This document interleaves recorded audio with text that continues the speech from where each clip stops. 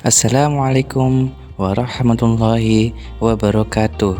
Halo, saya Johan Nur Hidayat. Pada kesempatan hari ini, saya ingin mencoba menggambarkan pemikiran filosofis pendidikan Ki Hajar Dewantara. Yang pertama yakni pendidikan dan pengajaran, menukik kepada pemikiran Ki Hajar Dewantara memetakan pendidikan dan pengajaran, di mana kedua kata tersebut layaknya satu keping uang logam yang dimana antar sisinya saling mengisi satu dengan yang lainnya. Pengajaran yakni salah satu bagian daripada pendidikan itu sendiri, di mana pengajaran itu tidak lain adalah pendidikan dengan cara memberi ilmu atau berfaedah buat hidup anak-anak baik lahir maupun batin.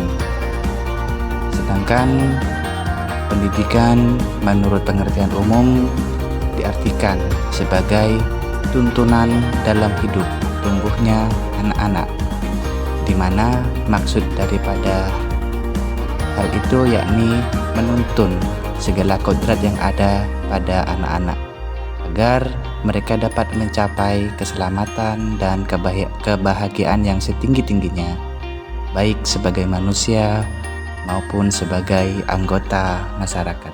Lalu bagaimana dengan tuntunan itu sendiri?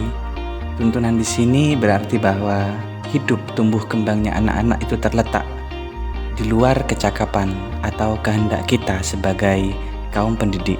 Anak-anak sebagai makhluk, manusia dan benda hidup, sehingga mereka hidup dan tumbuh menurut kodratnya sendiri.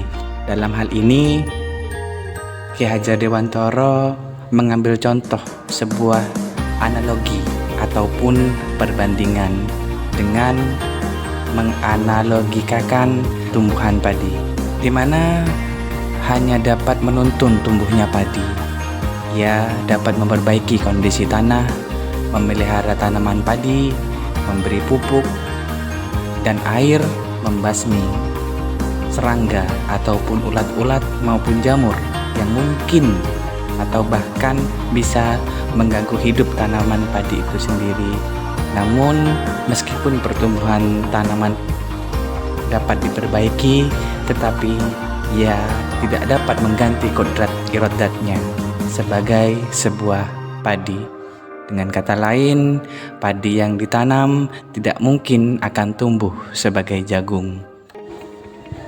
Kenapa harus Ki Hajar Dewantara? Apakah masih ada relevansi pemikiran Ki Hajar Dewantara dengan konteks pendidikan saat kini?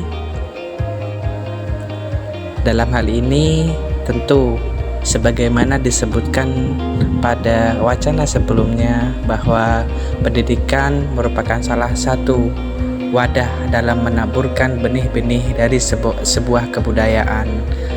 Oleh karena itu, pendidikan merupakan sarana dan wadah dalam menabur benih-benih kebudayaan, di mana tentunya hal tersebut menjadi warisan bagi generasi penerus bangsa nantinya.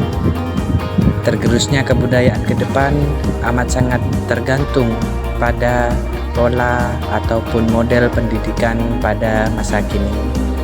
Hal yang senada juga terimplementasikan juga di sekolah-sekolah dengan tidak lepas dalam menyemaikan kebudayaan yang merupakan bentuk dari kearifan lokal, serta juga tidak menutup hal-hal atau pengetahuan baru yang masih selaras dengan kebudayaan yang ada.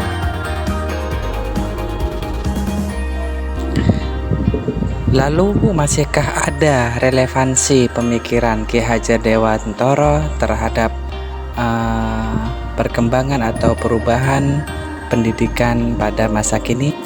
Pemikiran Ki Hajar Dewantara dapat dikontekstualisasikan sesuai dengan nilai-nilai luhur kearifan budaya daerah, yang khususnya dalam hal ini yaitu daerah Madura dengan cara mengintegrasikan nilai sosiokultural dalam kurikulum di sekolah. Misalnya dengan menerapkan sikap gotong royong, kerja keras, persaudaraan yang kuat, tunduk dan patuh baik kepada guru, orang tua, dan kegiatan-kegiatan keagamaan dalam kegiatan belajar mengajar.